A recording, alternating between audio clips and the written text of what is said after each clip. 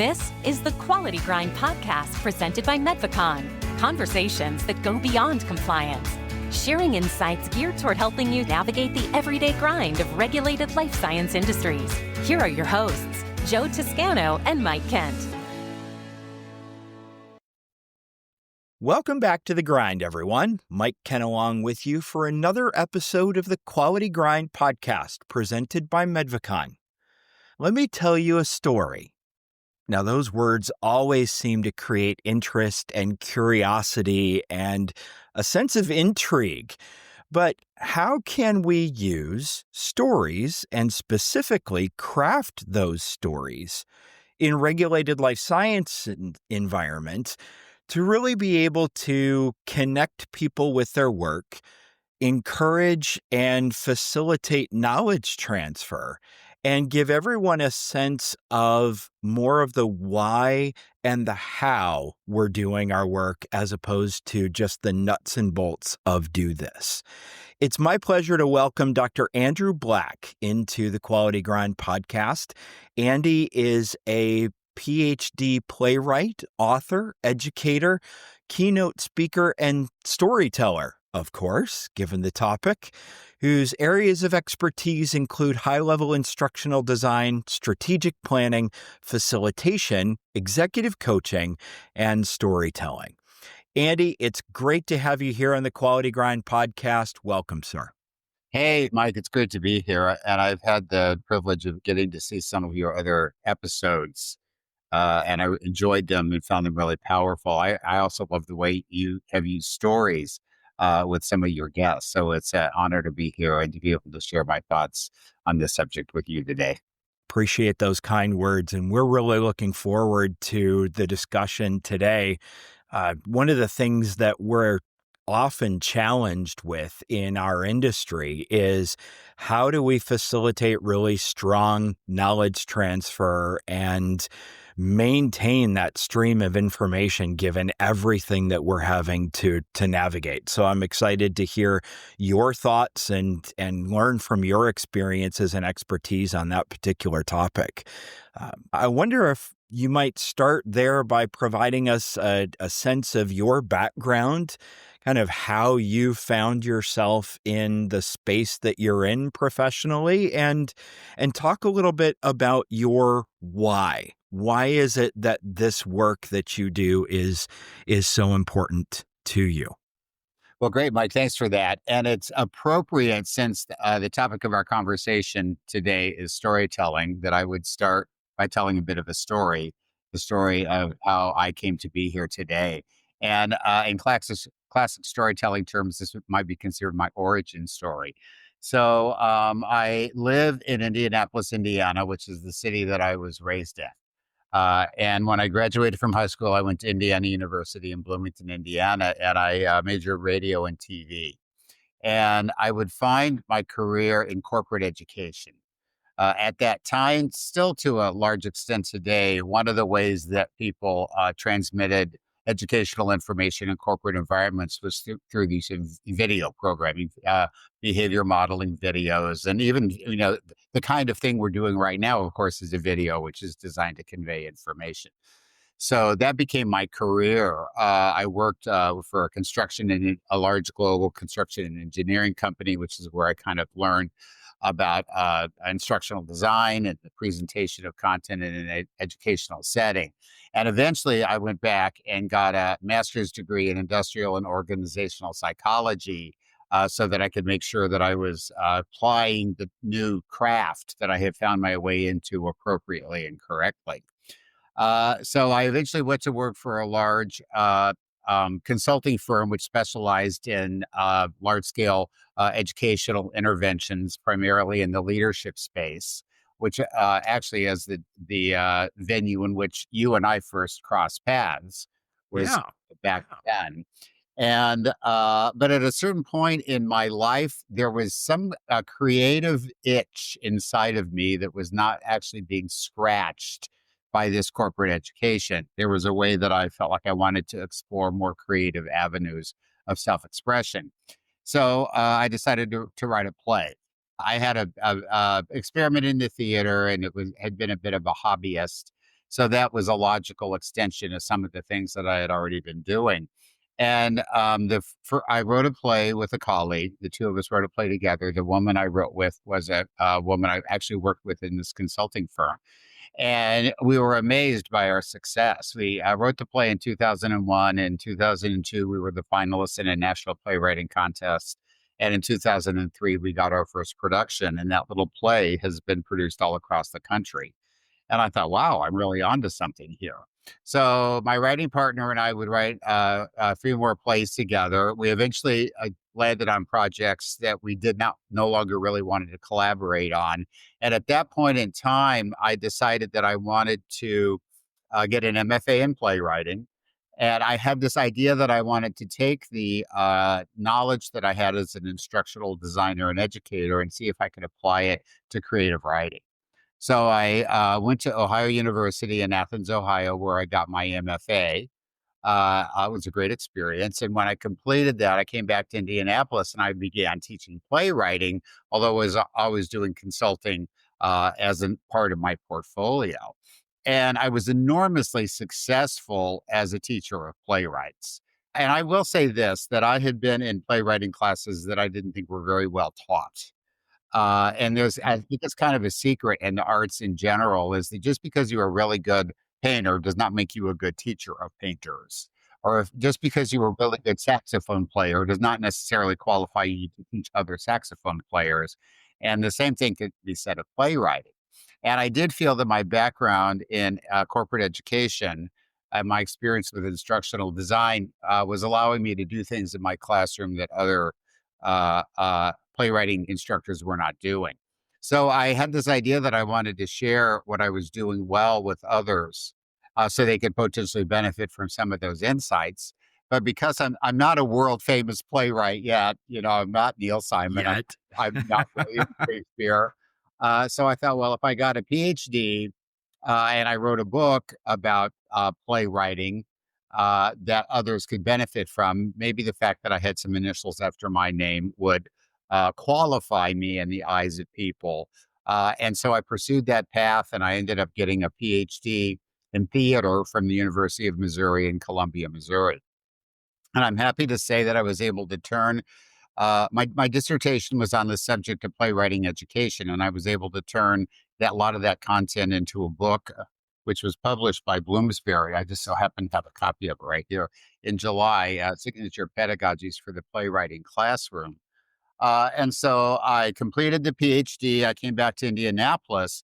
And one of the things that I began to see happening in the corporate sector, where I still had, I like one foot in the theater and then one foot in corporate education, was there was a real interest in storytelling.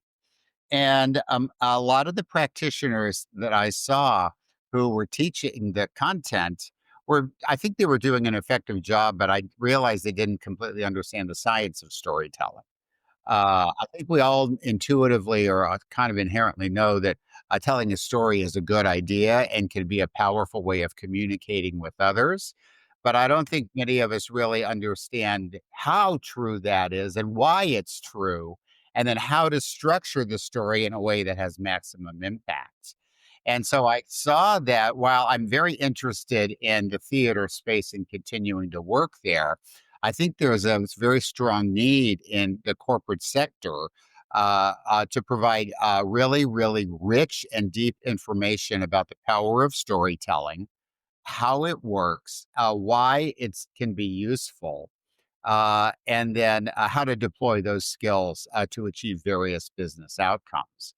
And one Absolutely. and having because I have a lot of experience in corporate environments, I see how people struggle to get information across. They find themselves in situations where they're expected to communicate important information to people who are interested, and they do not know how to do it in a powerful way. And so that's where I think the power of storytelling comes in. There's a variety of benefits to being able to tell a good story. But I really do see there's a strong need in the corporate environment for people who have to communicate important information to be able to do so in a compelling and an effective way. what I often find in a training environment and a learning environment in regulated life sciences is that scientists and engineers who are brilliant people who have information that is so incredibly useful, that's their struggle, is how to effectively communicate and connect with that person on the other side of the conversation. And that's really where the power of storytelling has, in my own experience, been very powerful in terms of being the recipients of those stories, as well as being able to provide those stories. And just in case folks think that this is uh, two creatives, one much more so than the other, playing around with this touchy-feely subject, I want to interject something that I think is really important and was really kind of timely. The Harvard Business Review posted on LinkedIn an article that they wrote back in 2017 entitled "Great Storytelling Connects Employees to Their Work." And we're not talking about some one-off. This is one of the world's most respected business schools talking about this particular topic. So this is backed up by scientific evidence and really academic thought and perspective and research that illustrates the power of this. And one of the lines from that particular article is, in every organization we've ever studied where there was a strong sense of moral motivation, the leaders were always storytellers. And so, with that as a background, let's get into a bit of the nuts and bolts, if you will, of some of those specific uses and advantages, and maybe some situations where, in your experience, and you work with regulated life science organizations as well in a number of different capacities. So you're no stranger to this environment. Where have you found storytelling to really be powerful? Well, it's interesting because story is one of those words that there are a lot of them out there that can mean a lot of different things to a lot of different people. Sure. So I think it might be useful to establish what I mean. But a story is a very specific way of conveying information. And there are kind of rules and regulations that surround the use of the story. If you want to go ahead and tell a story Oh that are going no, to not more qualify. rules and not more rules and regulations. I have to Because poke a little bit of fun at ourselves here, and that we're swimming in them already. Don't tell us that storytelling has rules and regulations, maybe but I should say like please principles expound. Yeah. guidelines. Yeah, well, one of the whenever you convey information, and I'm gonna acknowledge another theorist. His name is James Kennedy, who wrote a book on the aims called "The Aims of Discourse." And then there are four, according to Kennedy, there's four primary reasons that we try to convey information to people. So one of them is that we are trying to just tell people what happened, right? And I'm going to use the example of, let's say that you had an automobile accident, right? So you're going to tell a story about the automobile accident. So the purpose of this story, you call the insurance company and you have to tell them what happened. So when you tell that story, you're basically conveying information. The purpose is to convey information about an event to someone who is going to use it in a particular way. So that's one of the aims of discourse. The second aim is to persuade people of something, right? You want to Okay. convince them of something. So go back to the automobile accident example. Maybe you want to convince the insurance agent it was the other person's fault, right? But that's going to be a different kind of story than if the aim is just to communicate what happened. So let's say then that you felt a little traumatized by the accident, right? So you go home to your spouse and you want to tell the story of the accident. The purpose of telling that story is to kind of work through some of the associated feelings that you might have had. Maybe you felt trapped or maybe you felt frightened. So this is called the expressive aim, right? Where you're basically processing information by telling a story, right? And then the fourth aim of discourse is what Kennedy calls the literary or it could be the artistic aim. So let's say that you're a performance artist and you decide that you're going to do a performance piece about an automobile accident and that people are going to enjoy it and think it's fabulous and it's going to help them understand their own automobile accidents that they've had better, right? So there are four different aims of discourse. So these are the different purposes for which you might use the story as a particular narrative framework in order to convey information. So there's the informational, there's the persuasive, there's the expressive, and then there's the artistic or the literary, right? So these are all different aims. Now, in corporate environments or in business environments, people are primarily interested in the first two aims. They're not so much trying to process their feelings about something, nor are they interested in creating performance art about a project they're working on. So Right. they're either trying to convey information or they're trying to persuade people about something. And so the research suggests that if you want to, for one thing, if you want people to remember what it is that you said, telling them a story is a very, very, very good way of communicating that information. And there's a neurological basis for this. People have been telling stories to each other for over 100,000 years. Now, and if you'll recall, the invention of the written word and like the printing press and documentation is a relatively recent event in human history, right? So Sure. before we knew how to read and write, we still knew how to tell stories. So for 100,000 years, we've been communicating important information about ourselves, about our communities, about the world we live in to each other through the telling of stories. And evolutionary history has rewired our brain so that over all that time, we actually now think, we're born thinking in terms of the story framework. So when you tell someone a story about an event, yet I think of it as riding the horse in the direction that it's already going. You are taking advantage of the neurological pathways that are already present in the person's brain as a way of helping them remember the details of the story. So, Okay. Mike, I want to play a little game with you here. I'm going to subject you to a little quiz, if I may. Okay. All Now, right. where did you grow up? Did you grow up in California? Am I remembering correctly? I grew up in Michigan, In Michigan. Okay, where in Michigan did you grow up?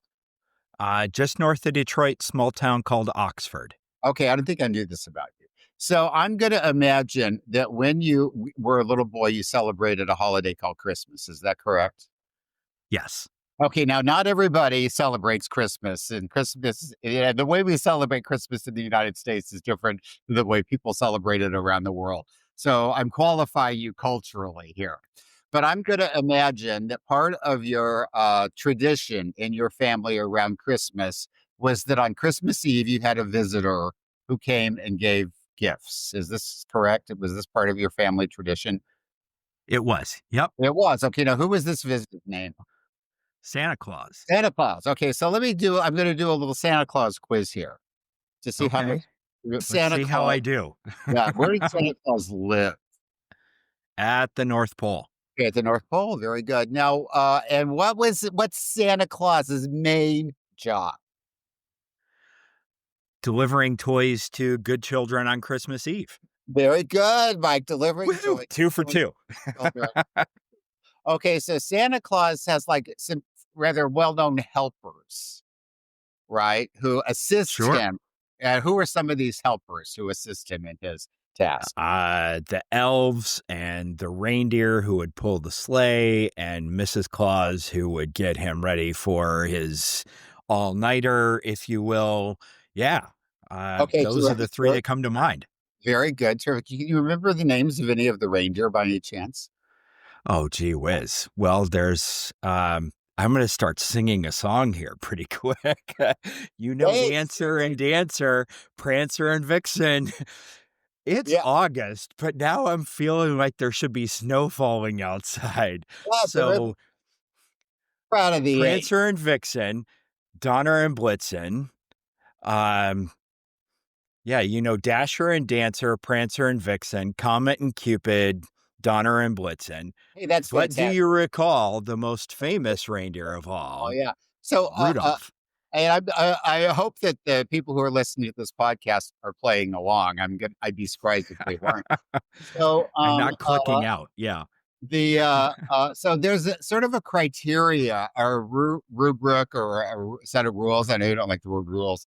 You've already told me that, but that Santa Claus uses to decide who gets what. What's the principle here about who gets what, or how some kids get some things? Yeah. Good children get presents, and children that have not been good over the year get a lump of coal. Okay, very good. Terrific. So how old do you think you were, Mike, when you learned all these things about this fictional gift-giving character? That's a good question. Probably 3 or 4 Okay, in 3 or 4. that So I'm not going range. to ask Yeah. how old you are now, but I think that many years have gone by since you were 3 or 4, A few. A and few. you We can don't do math still here, but yeah. still remember all these details, right? Yeah.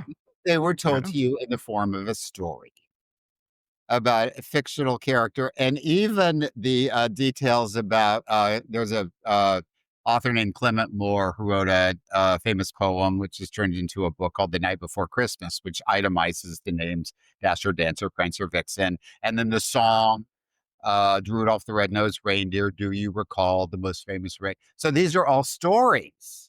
And the reason that you are able to recall so many specific details about that particular character after all these years have gone by is because they were presented to you in the form of a story. Because the story will map to the neurological pathways that we already have in our brain and make it a whole lot easier for us to remember that content. So that Sure. one Santa Claus, the myth of Santa Claus, is a story that contains factual information that the child can recall years later. And it also has moral information that thematically links to a lot of other information that the child is going to get as they age about how certain actions create certain kinds of consequences. So, this is just one example of how the story framework is used in this particular situation to both facilitate memory and then also to transmit cultural information as well. Sure. And now, a quick word from our sponsor. At Medvacon, we help life science companies harness the power of storytelling, turning complex regulations into clear, memorable strategies. The result? Teams understand, retain, and act on what matters most. Visit us at www.medvacon.com to learn more. So one of the reasons that storytelling is such a powerful vehicle for transmitting this information is because of the impact it has on people's memories. That's one thing. The second thing that's important is that you can pack an awful lot of information into a small container. And it's almost like, if you know how to pack a suitcase, you can put a lot in. Right? You're able to put an awful lot of information that people will remember into a story. Of course, you have to know how to tell it, but Right. it's a very, very effective way of using an extremely small amount of time to have a really big impact on people. And and one of the things I see over and over and over again is how people are given like 5 minutes, right, in which they have to communicate something as an agenda item in a meeting. I was at a meeting the other day, and it was a group of realtors, and the somebody who runs the political action committee came into the meeting and was making a pitch for why all these realtors should make contributions to and join those membership levels, this political action committee, right? And she had like 5 minutes, it was like, and I so wanted this woman to tell a story, right, about the political action committee and a big success they'd had. Well, she didn't do it. I mean, what she did was she kind of began to recite facts and figures, right? And I tell you, I can't remember. Personally can't remember a single thing she said to any of those realtors. And I guarantee you, if she had told the story, I would remember the story. right? Yeah. So when you have a Yeah. very, very small amount of time to communicate information, a story is a really, really powerful way to do it. And so those are two. I'm going to give you a third, Mike, if I may. Sure. There, Love the bonus content. neurological science suggests that one of the things that's important in group decision making and group cohesion is a concept called synchrony, right? Now, Okay. synchrony is when people are physiologically in sync. Right. And when people are physiologically in sync, and you know what it feels like to be in sync, it happens like at rock concerts and at football games all the time. I mean, groups of people get in sync, right? They have a common Hmm. goal. They have, there's a variety of things that can put people in sync with each other. And when a group of people are in sync, they think better, they cooperate better, they collaborate better, their decisions are better. So, one of the things that's really, really helpful when a group in a corporate environment, any kind of environment really, but in a corporate environment, are working together is for them to be in sync. And physiological science has lets us know that one way that people can get in sync is by listening to a story together. And they have literally hooked people up to biometric measures, right? And then so they, I don't understand the science of all this part, but the electrodes in their brain and all that. Right. Once they're all hooked up, they tell them a story. And by the end of the story, they're measuring their heartbeat and their respiration rates. And what they've discovered is that at the end of the story, the people who are in the experimental group their hearts are beating in the same cadence. They're breathing in and out at the same time. Right. So the telling of the story actually has a transformative effect on the physiology of the group that's listening to it. And believe it or not, they've actually done this studies in virtual environments.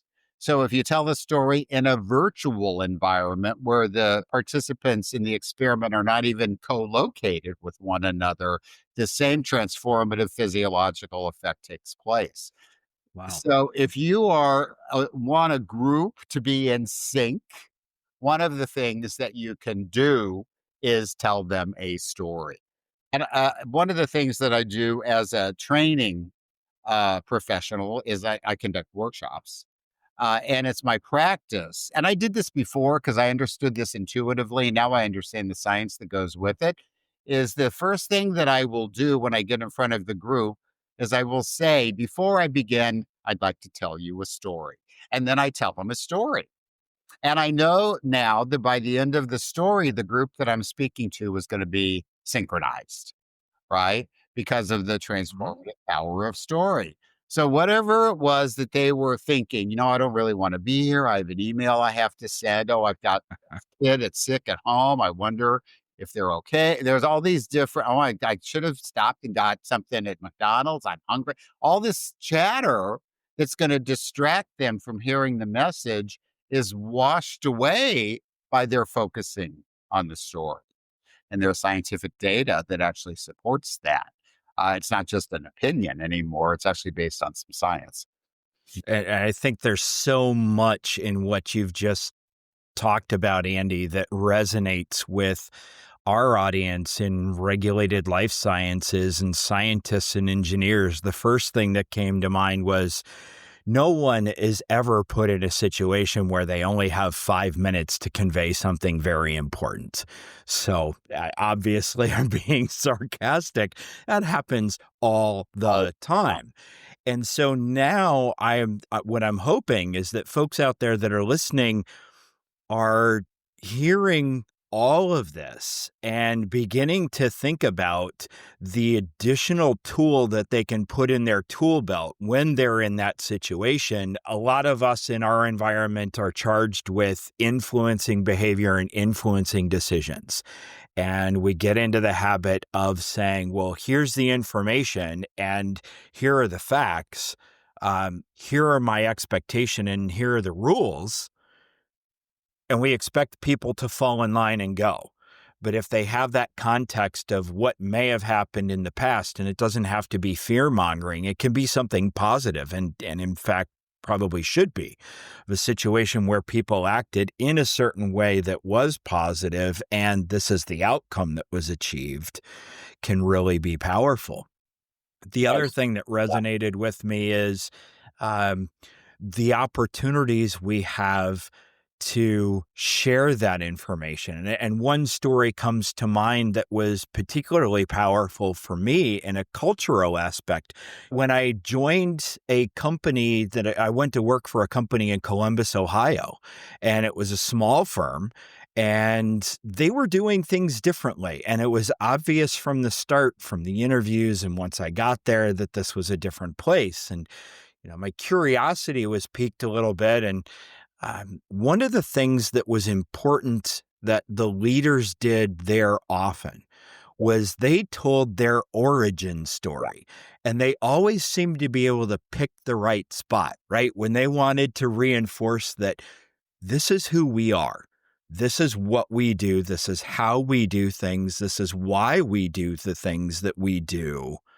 And this is where we came from. So they would tell the story about starting the company as 4 people in a small room in the basement of a building in downtown Columbus, and the challenges that they faced about bumping into people behind them, because they're literally 2 feet away, and how they grew the organization out of that through the stories and the experiences.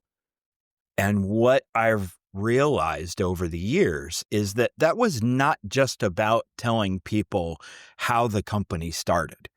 It was reinforcing values. It was reinforcing expectations. It was communicating how we as an organization approach and view our work.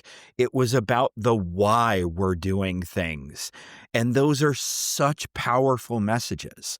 And I think organizationally, we all kind of struggle to get people to the point where they align with or realize they're misaligned with what the organization stands for, how they do things. But that can be a really powerful tool. And that origin story about that company still resonates with me. So a lot of connection, I think, and applicability to where we're at in the regulated life sciences. And one of the things that I can imagine might be going through folks' mind at this point is, okay, this makes sense to me, but what strategies, what advice, what points would you convey to folks who are now curious about, all right, how do I translate my experiences into some good stories, and how can I use those, and where might I use those from a practical sense? Well, let's see here. There's a couple of different questions in there. I'm famous for that, by the way. I Well, always seem to put my guests up to that. so So in terms of opportunities to tell stories, I mean, it's like it's like almost like pick one. I mean, there's so many. So one of the what examples that I'm remembering from that group was the an individual who led a team. This particular individual had been asked to have a meeting with a new employee. So, and I think this is a classic corporate situation where the new employee starts and they say, "Oh, you've got to go ahead and talk to Jacob Smith. He's an expert on this. You're going to be working with him. You need to get to know him." So Jacob Smith is in front of me, and Jacob Smith is like, "Well, what am I supposed to say to this guy?" And I said, "Well, you need to tell him a story to get the conversation started." So what's a project that you have recently had that accurately reflects in kind of a generic way the types of projects that you typically work on? So he came up with one. The project involved the company had recently acquired an asset. And they were trying to decide whether it was worth pursuing or not. And they were in a trial stage where they needed to enroll participants. And they were having trouble enrolling participants. So they weren't going to be able to decide, whether to move forward with the asset or not, because they weren't going to have the data that they needed in order to do that. So Jacob's team decided that what they would do would be, maybe it made more sense given the asset and the challenges they were having in the United States, was to enroll participants in the study from other countries to do an international enrollment process. So there were a variety of different logistical challenges associated with making that happen, but they worked through all those challenges, and then they were able to open up study sites in 3 foreign countries. And not only did they meet their enrollment target, they exceeded it. So they had plenty of data that they were able then to use about how to make a decision about whether to pursue the asset or not. So that was the story, right? And after he put all the pieces together, I was able to say, so what you need to do when you have a conversation with this guy, this new employee, is say to him, well, before I begin to tell you about the department, let me just tell you a quick story, which is going to give you a sense of what we do in my department and how we serve the rest of the organization, right? To give you the flavor of that. So it doesn't take very long to tell that story. And by the end of it, the new employee is going to be thinking, gosh, this guy is really interesting. And they're going to be in rapport with each other because that neurological kind of synchronization will have happened.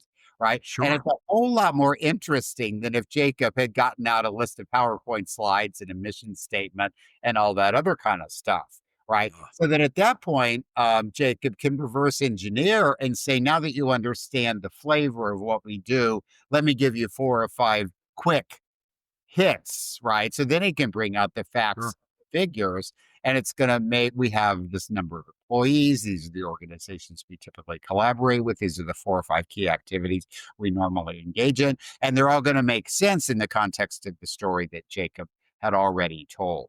If you have to give an update, one of the things that I run into all the time is that project managers have to give updates to senior leaders on the status of their department or the status of their project, right? Okay. And every single time I see one of those slide decks that they have, it's just so I can't, I mean, if they set out to stupefy their senior leaders, they couldn't be doing a better job. So to start out by saying, before I begin, I'm just going to tell you a quick story about one particular challenge that we had and how we overcame it. And then I'll provide you with some of the data, right? So even like in a management update, to be able to provide a specific story about a team or a project's success to get going is a very powerful choice that the person who's tasked with doing the update can make. So there's a variety of different ways that situations where leaders and managers need to have stories at the ready so that they can kick off an event or enroll people initially as a way of getting them engaged in content that is maybe a little bit more substantial than that. So, Mike, having said that, let's go ahead and look back at the structure.